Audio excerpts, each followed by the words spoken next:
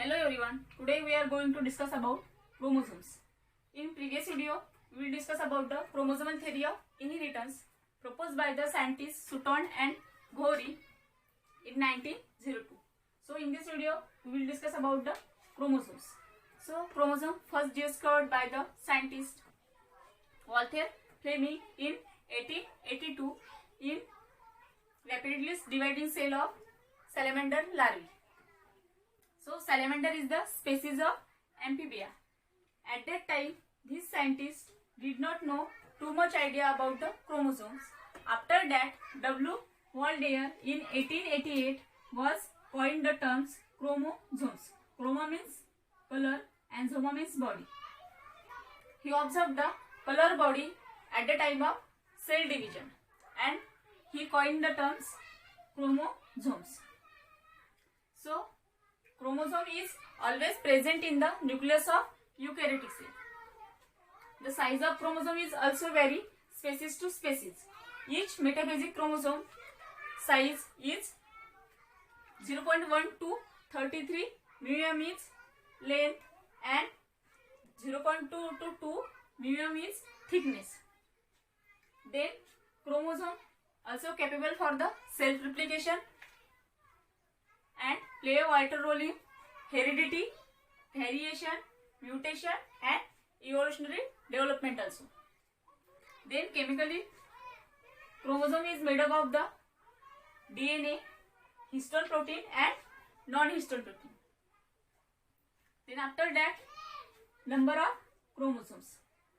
So number of chromosome is varies species to species, is specific and constant for particular species, and this chromosomal number is also help for the study of phylogeny or taxonomy of the particular species. For example, in human body, 46 chromosome and 23 pair of chromosome means N is 46 and 2N is 23. In this 23 pair, 22 pair of chromosome is the autosomes and only one pair of chromosome is the sex chromosome, means responsible for the sex determination. Then again, one example for the number of chromosome is Drosophila. Drosophila have only 8 chromosome. So set of chromosome in a cell or in a cell of an organism, that is called the ploidy. So ploidy again divided into two types, euploidy and aneuploidy. If the haploid set of chromosome is exact multiple, that is called the euploidy, and if the haploid set of chromosome did not exact multiple, that is called the aneuploidy. So euploidy again divided into three types. Monoploidy means only one set of chromosome. Diploidy means two set of chromosome, and polyploidy. Polyploidy means three or more than three set of chromosome, that is called the polyploidy. Then aneuploidy again divided into two types, hypoploidy or hypoploidy means if the addition or if the deletion occur in a haploid set of chromosome, that is called the hypoploidy or hyperploidy.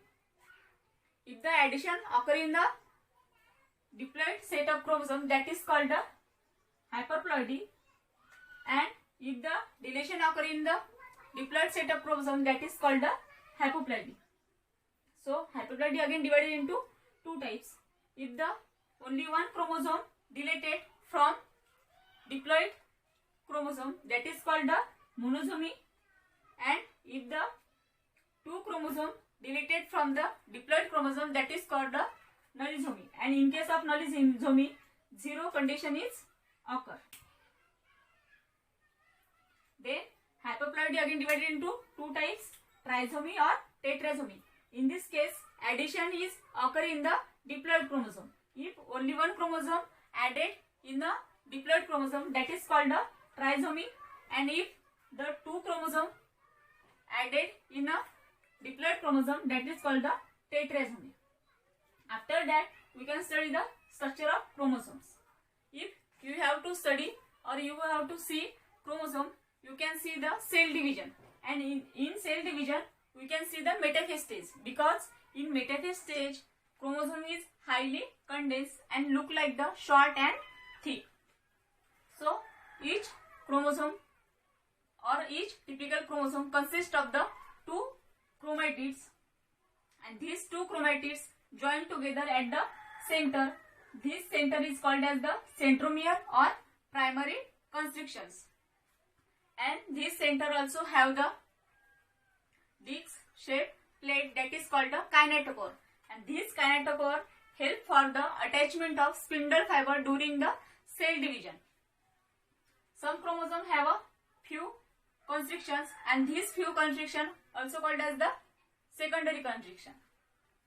And on this secondary constriction, nuclear organizer is situated, and this nuclear organizer is necessary for the formation of nucleolus.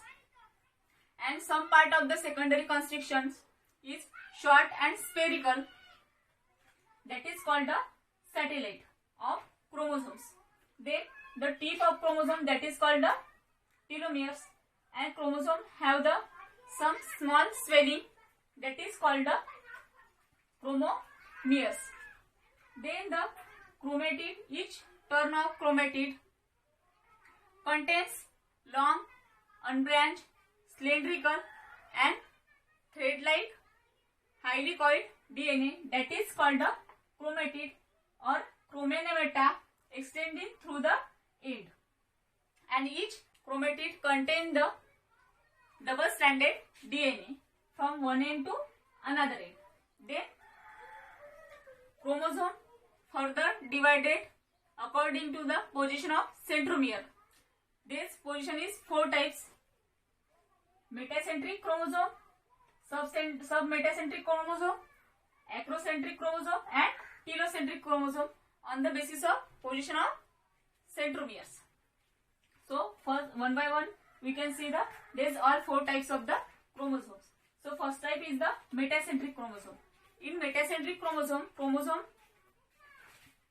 centromere is situated in the middle of the chromosome, and chromosome divided into two equal sides, that is called the metacentric chromosome.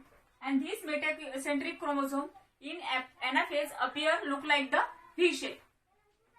Then second is the submetacentric chromosome. If the centromere is away from the middle distance, that is called the submetacentric chromosome, and this submetacentric chromosome look like the L shape at the time of anaphase stage. Then third is the acrocentric. In acrocentric or if acrocentric stage, the centromere is near to the end of chromosome or tip of chromosome, that is called the acrocentric chromosome. And this chromosome have a one arm is the very short and another arm is the very long, and this chromosome look like the J shape at the time of anaphase. Then in telocentric condition, centromere is present on the tip of chromosome and have only one arm, that is called the telocentric chromosome, and this chromosome is look like the I shape at the time of anaphase stage. This is the structure of chromosome. Then next point is sex chromosome. So sex chromosome is defined as the chromosome which are responsible for the determination of sex, that is called the sex chromosome. In human being or other mammals, X and Y is the sex chromosome, means X and Y responsible for the determination of sex. So this X and Y is the sex chromosome responsible for the sex determination. So X chromosome is longer than the Y chromosome.